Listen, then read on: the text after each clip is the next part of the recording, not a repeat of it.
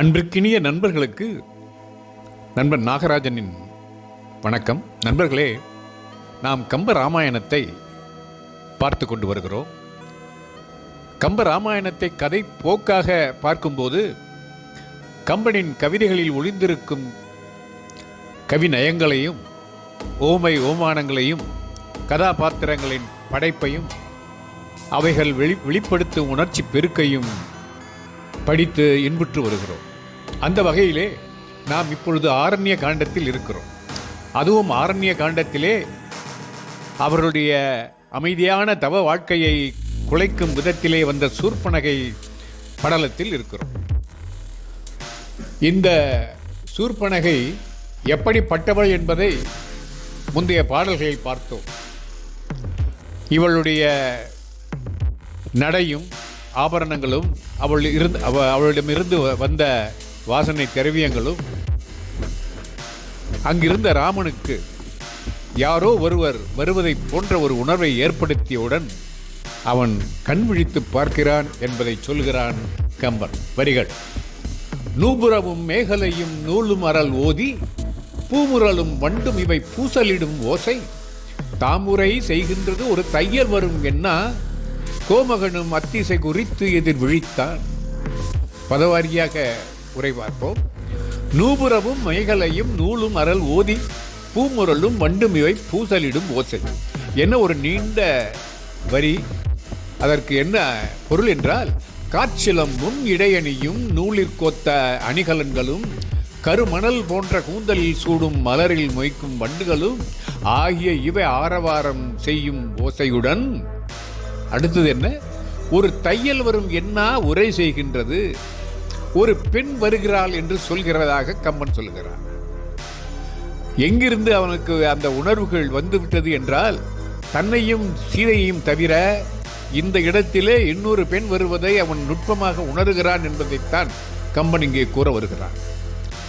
அதாவது, சீதையை தவிர வேறு பெண்ணை கண்ணால் ஏறெடுத்து கூட பார்க்க மாட்டேன் என்ற வைராக்கியத்தில் வாழ்பவன் அல்லவா. கோமகனும் அத்திசை குறித்து எதிர் விழித்தான். சக்கரவர்த்தி திருமகனாம் ராமனும் அந்த ஓசை வந்த திக்கை குறித்து யார் வருகிறது என்று பார்த்தான். யார் அது என்று அவனுடைய பார்வை தீட்சணியமாக இருக்கும்போது அவன் கண்ணில் பட்டவை மேகலை, இடையில் அணியும் மணிகள் கோத்த பல வடங்களை உடைய ஒரு அணிகலனும் பூணூல் போன்று அணியும் பொன்மாலை என்ற ஆபரணமும் பூசல் பேரொளி அணிகலன்களின் ஒளியும் வண்டின் ஒளியும் ஒரு பெண் வருகின்றாள் என்பதை கட்டியம் கூறுகின்றது என்று கம்பன் கூறுகிறார். உடனே ஒரு பெண், அதுவும் காட்டில் தன்னந்தனியாக முன்பின் பார்த்திராத ஒரு பெண் அங்கே வந்ததை கண்டதும் அவனுக்கு இயல்பாகவே வரக்கூடிய கேள்வி, யார் இது, எதற்காக வந்தார் என்பதுதானே. அப்படியே கேட்க நினைக்கின்றான் அந்த பாடல்.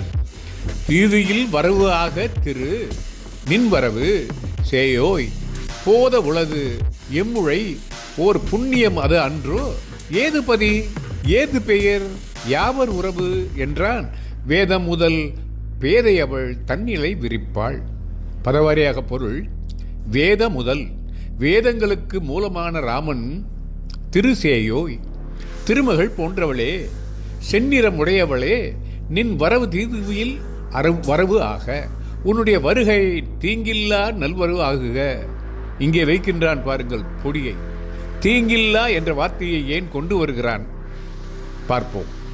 போத உலை எம்முழை ஒரு புண்ணியம் அது அன்றோ, வரவுள்ளது எம்மிடத்துக்கு ஒரு புண்ணியம் அல்லவா. ஏது பதி, ஏது உன் ஊர், ஏது பெயர், ஏது உன் பெயர், யாவர் உறவு, யாவர் உறவினர்கள் என்கின்றான் என்று கேட்டவுடன் பேதை அவள் தன்னிலை விரிப்பாள். பேதையை போன்று தோற்றம் தருகின்ற நடிக்கின்ற சூர்பனகை தன்னுடைய தன்மையை விளக்கி எப்படி சொல்லுகிறாள் பாருங்களேன். அந்த பாடல்: பூவிலோன் புதல்வன் மைந்தன் புதல்வி முப்புறங்கள் செற்ற சேவலோன் துணைவனான செங்கையோன் தங்கை திக்கின் மாயலாம் தொலைத்து வெள்ளி மலை எடுத்து உலகம் மூன்றும் காவலோன் பின்னை காமவல்லியாம் கண்ணி என்றாள். பதவாரியாக பொருள்: பூவிலோன் புதல்வன் மைந்தன் புதல்வி தாமரை பூ வைத்ததன் இருப்பிடமாக கொண்ட பிரம்மன் மகனாம் புலத்தியரின் மகன் விச்சிரவசுவின் மகள் ஆவேன். முப்புரங்கள் செற்ற சேவலோன் துணைவனான செங்கையோன் தங்கை. திரிபுரங்களை எரித்து அழித்த காளை மீது ஏறி செலுத்த வல்லவனாம் சிவபெருமானின் நண்பனான சிவந்த கைகளை உடைய குபேரனின் தங்கையாவேன். திக்கின் மாயலாம் தொலைத்து வெள்ளி மலை எடுத்து உலகம் மூன்றும் காவலோன் பெண்ணை.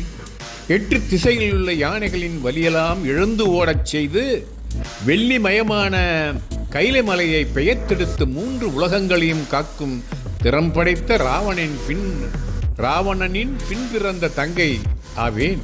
காமவல்லியாம் கன்னி என்றார். காமவல்லி என்ற பெயருடைய கன்னி நான் என்று கூறுகிறார். பிரமனின் மகன் புலத்தியனின் மகன் விச்சிரவசு, அவள் மகள் சூர்பனகை. மனம் செய்வோர் 3 தலைமுறைகளை கூற வேண்டும் அல்லவா? அதன்படி இங்கே சூர்பனகை தன் விவரங்களை வெளியிடுகிறார். ராவணன் இலங்கையில் இருந்து துரத்தப்பட்ட குபேரன் சிவன் மீது அன்பு கொண்டு தவம் செய்து அவன் சிவனோடு நண்பனானான். கொடுத்து சிவந்ததால் செங்கையோன் எனவும் பெயர் பெற்றான் குபேரன். ராவணனின் வெற்றியையும் ஆற்றலையும் ஆட்சி பெருமையையும் முறையே 8 திக்கு யானைகளை வென்றமையாலும் கைலையை கையால் எடுத்தமையாலும் மூவுலகின் காவலாலும் சுட்டி காட்டுகிறாள் சூர்பனகை. இப்பொழுது ராமனுடைய நிலை எப்படி இருக்கும்? இவள் அரக்கியர் வம்சம் என்பதை தெளிவாக கூறிவிட்டாள். அப்படியானால் இவள் உருவத்திற்கும் இவருடைய பிறப்புக்கும் பொருத்தமில்லையே என்ற கேள்வி எழுமா எழாதா? அதைத்தான் கம்பன் இந்த பாடலில் சொல்ல வருகிறான். அவ்வூரை கேட்ட வீரன் ஐயுறு மனத்தன் செய்கை செவ்விது அன்று அறிதலாகும் சிறிதன் என்று உணர செங்கண் வெவ்வுரு அமைந்தோன் தங்கை என்றது மெய்மையாயின் இவ்வுரு இயைந்த தன்மை இயம்புதி இயல்பின் என்றாள்.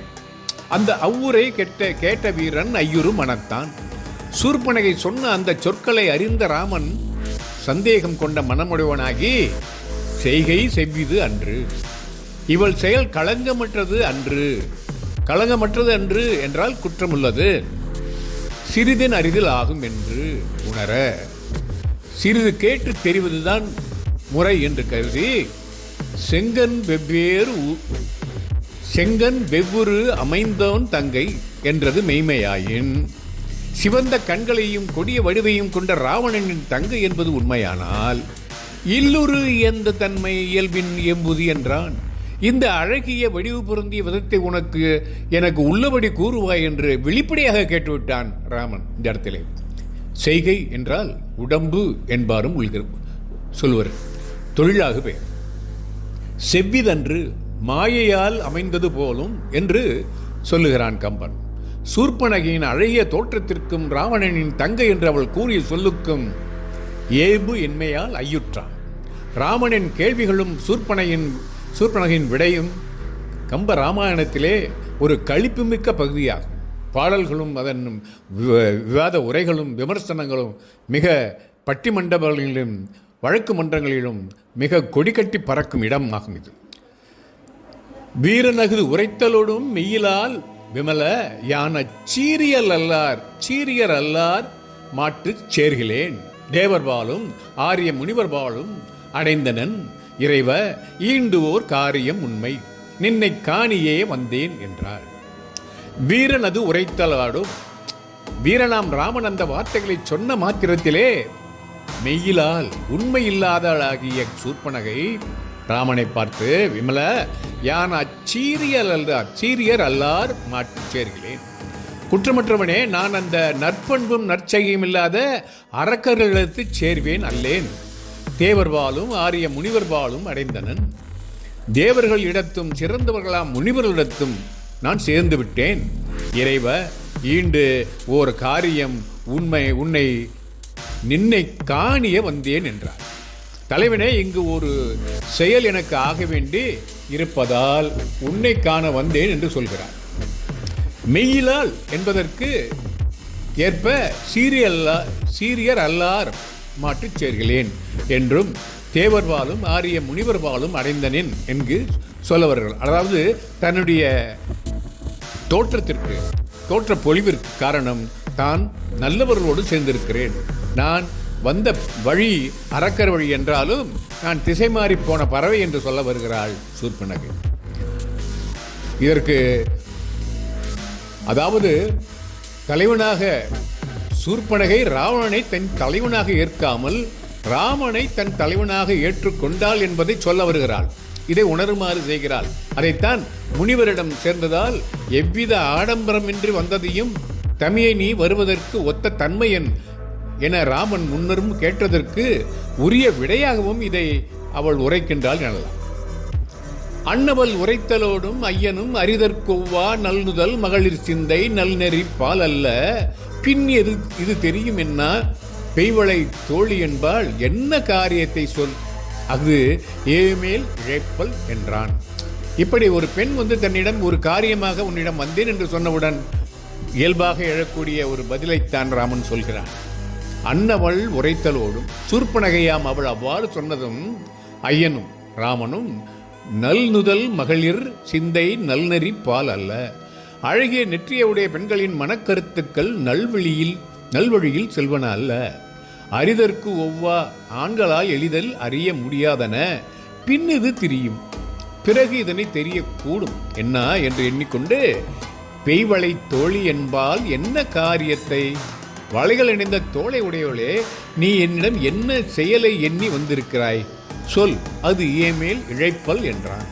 அதனை சொல்வாயாக, அது செய்யத்தக்கதனால் இருந்தால் செய்வேன் என்று கூறுகிறான். மகளிர் சிந்தை அறிவதற்கு ஒவ்வா என்ற பொதுக் கொள்கை சிந்தாமணியில் கூட காணப்படுகிறது. பெண்ணென படுவ கேன்மோ பீடில பிறப்பு நோக்கா உன்னிறை உடையவல்ல 1000 மனத்தவாகும் என்று சிந்தாமணியில் ஒரு கருத்து வருகிறது. அதை இதோடு ஒப்பிட்டு நிற்கலாம்.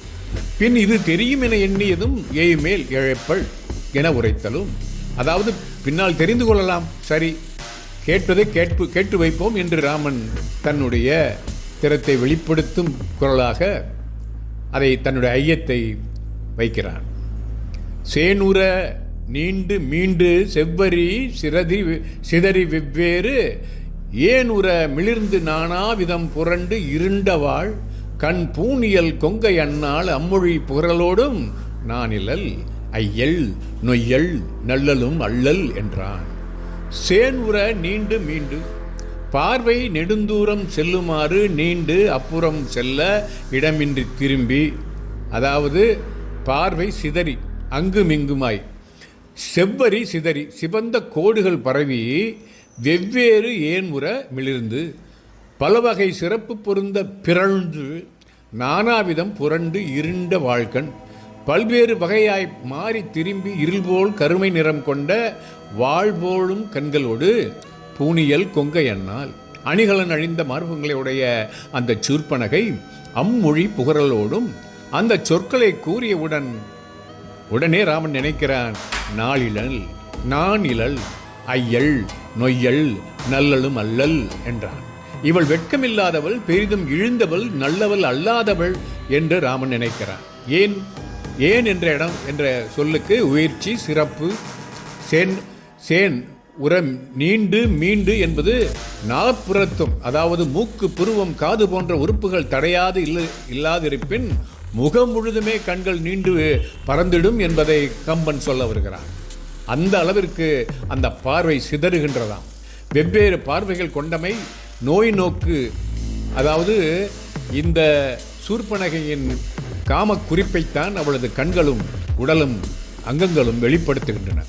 நாணம் உயிரினும் சிறந்ததாக போற்றப்படுவது அது சூர்பனகையிடம் இல்லை என்பதை உடனே ராமன் அறிந்துவிட்டான்.